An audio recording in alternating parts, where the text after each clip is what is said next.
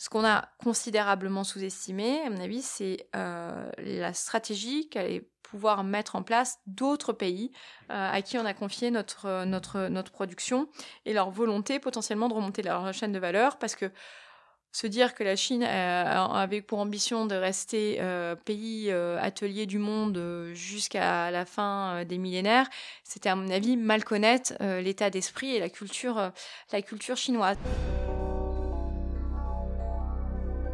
Je pense que c'est intéressant de zoomer un tout petit peu plus sur cette question des processus qui ont fait cette désindustrialisation. Bon, on est dans les années 70.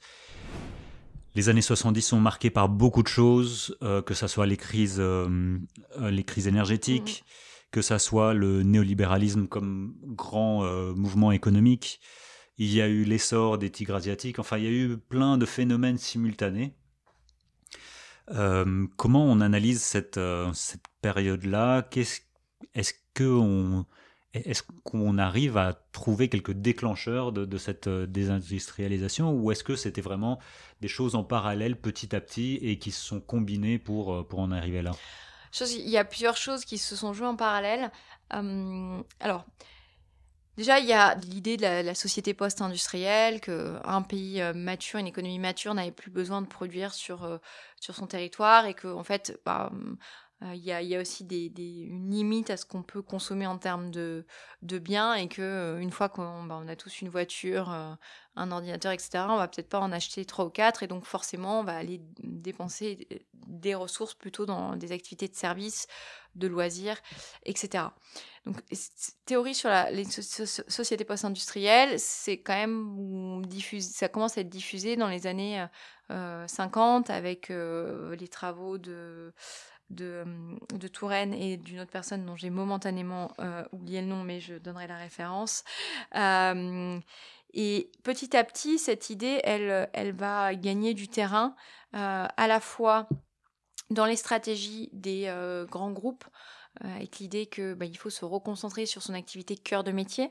Donc, c'est déjà sortir un certain nombre d'activités, mais pour certains, c'est aussi de se dire la valeur ajoutée dans un produit, elle est sur les tâches en amont et en aval de la production, donc à savoir des activités de conception, de R&D et ensuite de commercialisation des produits. Et que finalement, la production n'était pas quelque chose de noble, qu'elle était complexe, qu'elle était très intensive en investissement, en capital pour maintenir et développer de nouvelles usines. Donc on pouvait confier ces activités à des tiers qui, eux, allaient se charger aussi de massifier. Et c'est comme ça qu'on s'est retrouvé avec l'émergence de mastodontes comme Foxconn dans l'électronique, TSMC, le fabricant de semi-conducteurs, est le plus gros fabricant de semi-conducteurs dans le monde et qui est à Taïwan, ce qui commence à poser à un certain nombre de personnes des questions sur la sécurisation des chaînes d'approvisionnement. Mais il y a cette idée, ce n'est plus une activité stratégique, on va la confier à des tiers. On est dans un contexte où on se dit, c'est aussi en France, tout le discours sur l'entreprise sans usine qu'on entend fin des années 90, début des années 2000 chez un Serge Tchourou, qui est l'ancien PDG d'Alcatel. Donc, confier ces activités à des pays tiers en se disant qu'on arriverait toujours à créer suffisamment de valeur sur le territoire et à innover suffisamment pour rester compétitif et donc ne pas avoir à soucier de produire. En se disant que finalement le lien entre activité de conception, d'innovation et de production n'était pas si important et que ce n'était pas forcément nécessaire d'avoir les deux à proximité.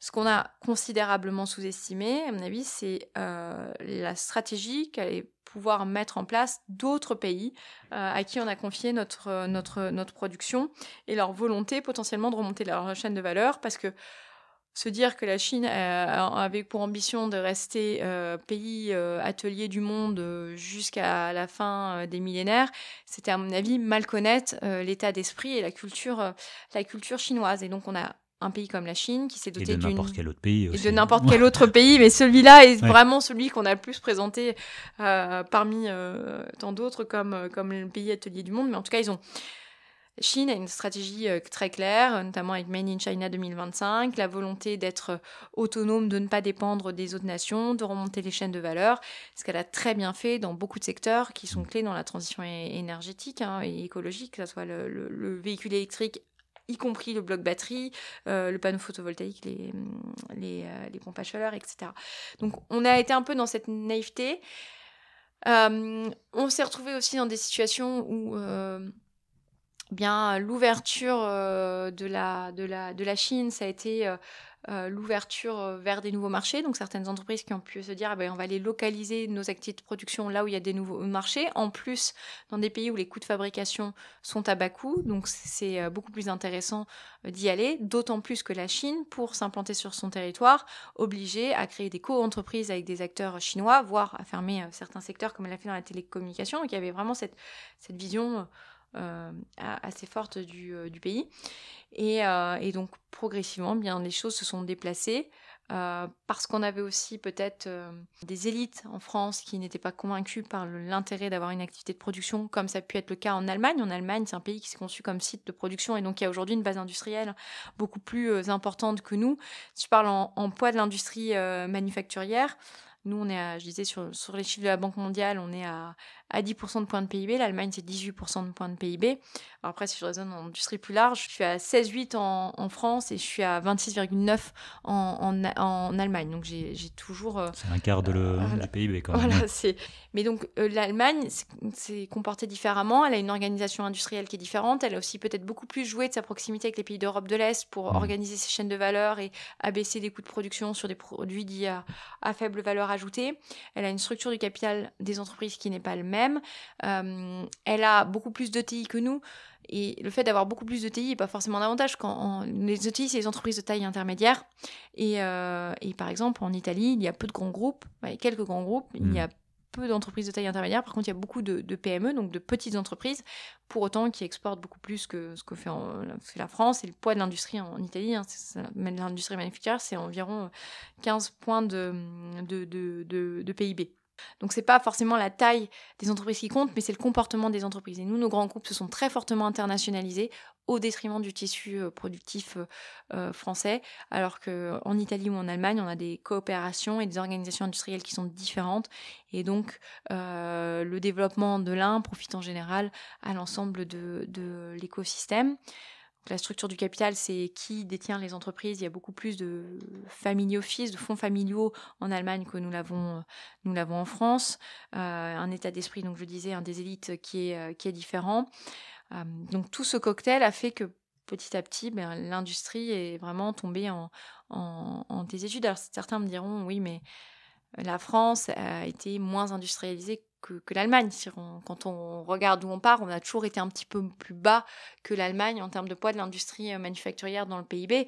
Mais en même temps, la France, c'est le TGV, c'est Airbus, c'est plein d'autres choses. Donc, il y a eu un rayonnement de l'industrie. En tout cas, l'industrie française a contribué au rayonnement de l'industrie dans le monde, à aussi lui donner sa place. Je ne vais pas rentrer dans le débat, est-ce qu'on est pour ou contre le nucléaire à la suite de l'affirmation que je vais tenir, mais le rayonnement de la France, c'était aussi le fait d'avoir un programme nucléaire qui a été pensé par le général de Gaulle, puis repris par Pompidou et Valéry Giscard d'Estaing pour l'indépendance de la France par rapport aux États-Unis sur le plan énergétique. Mais c'est ce qui nous a amené aussi la capacité à avoir dissuasion nucléaire et qui fait qu'aujourd'hui, on a encore le rayonnement qu'on a dans le monde. Donc, il ne faut pas oublier ce que l'industrie a pu nous amener et la place qu'elle a pu occuper dans le pays, même si le poids dans l'absolu dans le PIB était moins important dans les années 70 que ce qu'on avait en Allemagne. 10% de points de PIB, c'est l'équivalent de la Grèce. La Grèce, dans les années 90-80, c'était au maximum 12 ou 13 points de PIB, quand nous, on était à 18-19.